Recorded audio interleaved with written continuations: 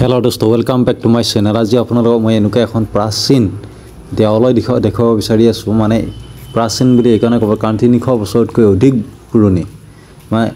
মানে লোকহেৰি মতে এই তৰংগী ৰজা চন্দ্ৰনাৰায়ণৰ দিনৰ অথবা ৰজা প্ৰতাপ সিংহৰ দিনৰে এই দেৱালয়খন বুলি হেৰি কৰা হয় অনুমান কৰা হৈছে আৰু এই দেৱালয়খন আজি মই প্ৰথম আহিছো আৰু সেইকাৰণে আপোনালোকক মই ভাবিছো যে মোৰ লগত আপোনালোকক দেখাও এই প্ৰাচীন দেৱালয়খন এইখন হ'ল সেই দেৱালয়খন বৰ্তমান মানে যিবিলাক নিৰ্মাণ কাৰ্য বৰ্তমান অৱস্থাত চলি আছে আৰু বৰ্তমান সম্পূৰ্ণ হৈ উঠা নাই যদিও বহুত প্ৰাচীন যদিও মানে এই বহু বছৰ ধৰি এনেকৈ কৰি আছিলে কিন্তু বৰ্তমান চৰকাৰৰ তৰফৰ পৰা এক বিশেষভাৱে হেৰি কৰা হৈছে আৰু তাৰ ফলত এই মন্দিৰটো বা এই দেৱালয়খন বৰ্তমান সম্পূৰ্ণভাৱে সজ্জিত হৈ নুঠিলেও ইয়াৰ কামবিলাক সুচাৰুৰূপে চলি আছে আৰু ইয়াৰ চৌপাশটো ইমান আহল বহল যে মানে আপোনালোকক মই ভালদৰে দেখুৱাই লৈ আছোঁ যে ইয়াৰ চৌপাশটো ইমান সুন্দৰ ইমান আহল বহল ইয়াত বহুত ধৰণৰ বস্তুবিলাক ৰাখিবৰ কাৰণে সুন্দৰ ব্যৱস্থা আছে আৰু এই দেৱালয়খন আজিৰ পৰা প্ৰায় 300 বছৰতকৈ বেছি পুৰণি হয়তো তাতকৈ অধিক পুৰণি হ'ব পাৰে কিন্তু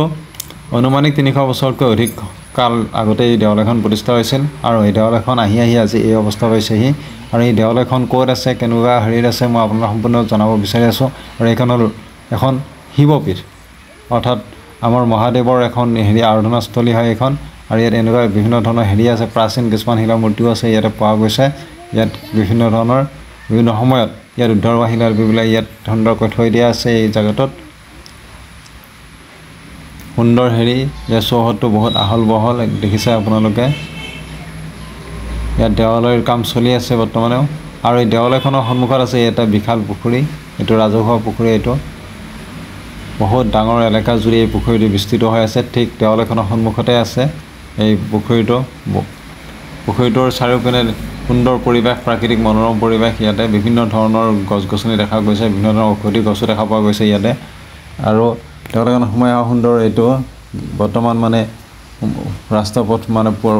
ৰাস্তা ঘাট সুন্দৰ হৈ উঠিছে এইটো বহুত সুন্দৰ এই দেৱালয়খন হ'ল এই শ্ৰী শ্ৰী উদ্দেশ্বৰ দেৱালয় মাহৰিপাৰা দুনি ইয়াত সম্পূৰ্ণ ঠিকনা লিখা আছে ইয়াতে শ্ৰী শ্ৰী উদ্দেশ্বৰ দেৱালয় মাহৰিপাৰা অসমৰ অন্যতম প্ৰত্নতান্ত্ৰিক শৈৱপীঠ এখন ডাকঘৰ দুনি জিলা দৰং অসম সম্পূৰ্ণ ইয়াত ঠিকনা লিখা আছে ইয়াত অহাৰ সুবিধা একদম সুন্দৰ আপোনালোকে দুনি মানে ডিপিলা চক পাৰ হৈ আপোনালোকে কি কৰিব পাৰিব ইয়ালৈকে আহিবৰ কাৰণে সুন্দৰ ৰাস্তা আছে একদম দেৱালয়খনৰ একদম ভিতৰলৈকে আহিব পৰা ৰাস্তা আছে গতিকে ইয়াত কোনো ধৰণৰ অসুবিধা নাই আৰু ইয়াত বিভিন্ন সময়ত বিভিন্ন ধৰণৰ অসমৰ বিভিন্ন প্ৰান্তৰ পৰা দৰ্শনাৰ্থী আহি থাকে আৰু এই দেৱালয়খনৰ এক বিশেষ প্ৰাধান্য হেৰি আছে যে মাহাত্ম্য আছে কি ইয়াত মহাদেৱক প্ৰতিদিনে ভোগ বনাই দিয়া হয় মানে আমি যিটো মানে ভাত হেৰি এনেকুৱা হেৰি কৰোঁ ঠিক তেনেকুৱা ভোগ দিব লাগে দৰ্শনাৰ্থী অহা নহৰ ওপৰত কোনো কথা নাই নাহিলেও ৰাজহুৱাভাৱে এক ভোগ সদায় প্ৰদান কৰা হয় মহাদেৱক আৰু দেৱালয়খনৰ ভিতৰ ভাগটো এইটো এটা কুণ্ডৰ ভিতৰত মানে দেখিছে কিমান দ এটা হেৰিত আছে তাৰ চাৰিওফালটো ওখ কিন্তু